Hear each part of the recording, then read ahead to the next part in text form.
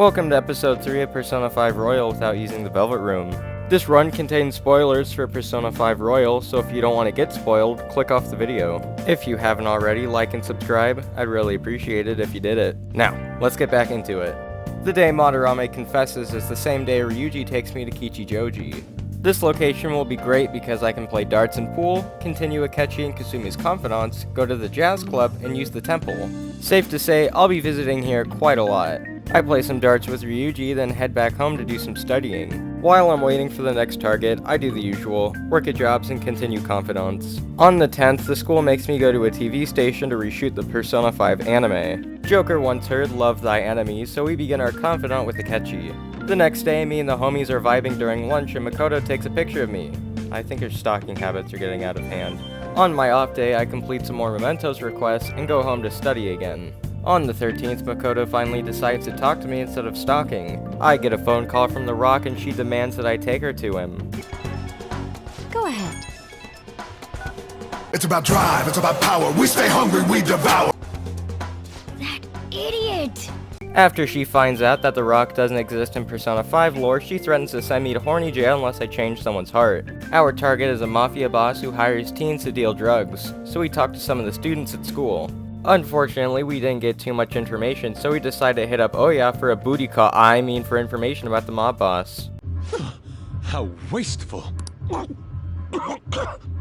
The next day after school, Oya says we can meet her at a bar in Shinjuku. Luckily for us, Oya gives us his name, so all we have to do is find out his keyword. After I get the name, I head back over to Ryuji, but he gets confronted by some gay people. Ryuji gets kidnapped and I'm almost ready to head into Kanashiro's palace. The next day we guess his keyword and dive into his palace. Sucks for us because his palace is a UFO that we can't access. We leave the metaverse to think of a plan the next day. During our brainstorming session, Makoto asks how we're doing and we decide to be rude to her. She thinks we're taking too long and meets with Kanashiro in person. We try to rescue her, but too bad for us because Kanashiro demands 18 PS5s by the end of the month or he'll cancel Splatoon 3, I don't fucking know. Since Kanashiro knows we exist, we finally have access to his palace.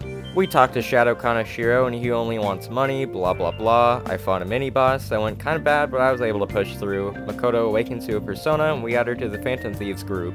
I infiltrate the palace immediately the next day so I can hear Kanashiro's palace theme.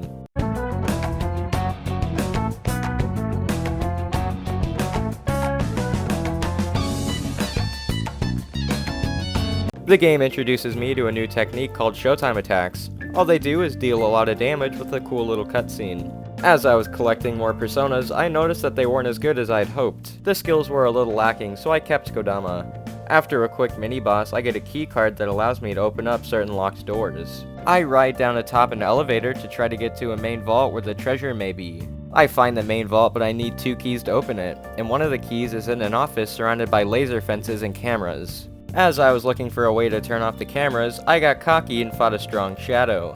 And oh my god, was that a bad idea. I was getting my ass handed to me on a silver platter. The only way I could live was by retreating the battle and going home. I infiltrate the palace the next day and fought the strong shadow again for some reason. But I got my revenge and kept exploring. After 10 minutes of struggle, I turned off the lasers to the office and got both keys for the vault door. There was a mini-boss in the office, but I was able to take it down. I get one of his will seeds, but I'm not trying to collect all of them. The only reason why I'm skipping will seeds is because I don't think I'll need the accessories I get from them.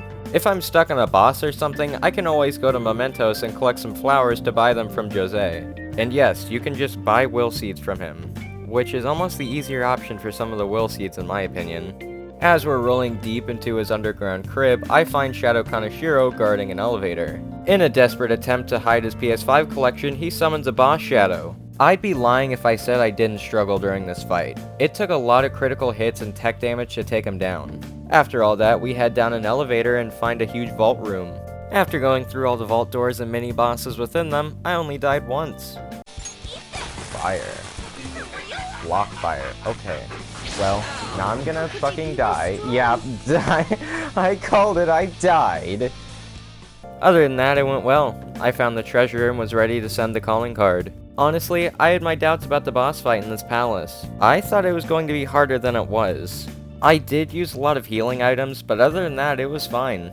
With the shadow being beat, he mentions another metaverse user, but we don't care, so we nab his treasure and escape the palace. You all know the drill by this point. While I'm waiting for his confession, I spend time on confidants and social stats. I complete some Mementos request to waste some time, rinse and repeat, and Kaneshiro has confessed to his crimes. Yo, what's up? This is future, or past Ramadunks, however you want to put it. I had finally switched my personas. I swapped out Kodama for, whatever this one is, Rakashasa. Yeah, so this guy had some better stats. I just slapped some skill cards on him, and I thought he made a better persona. With all of that, part 3 is finished. I hope you enjoyed the video. Make sure to leave a like and all the other stuff. I hope you all have a great day, and I will see you all later.